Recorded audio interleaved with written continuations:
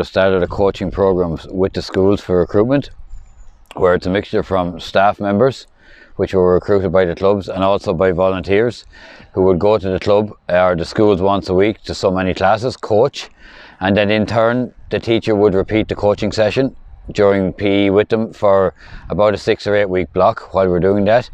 And then from there we would advertise with flyers. We would also invite the classes to the venue here to show them where our club is. Where you really learn the sport is in the club.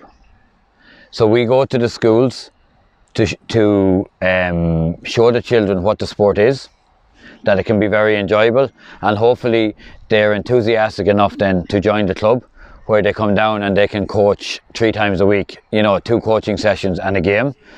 So because you're in the schools, there's so many classes, so many things, there's only so much time you can give to each class. So each school will get 6 weeks of a block, an advertisement, get invited to the club to play, and then it's up to them to join after, because the club is where they're going to play consistently for their career, up to adult. At the moment we are covering 11 schools, which is really expanded from about 6 maybe from 5 years ago. And a lot of schools kind of want to adopt GAA that wouldn't have been traditional GAA.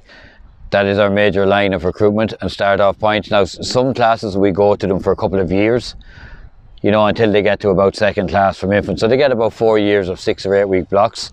So if they don't come at that stage, they're probably not going to come. They're going to play a different sport, or they're not into sport, We have a lot of people now from different backgrounds playing, and it's because we are going into a lot more schools, additional schools, and some of our traditional schools from when the club started now. The dynamic in the school would have changed. And there would be a lot of people that are not from Ireland originally going to those schools now, and different schools would be in other areas, and families have moved in and out. So yes, there's a good mix now starting to come from the underage, and really enjoying it.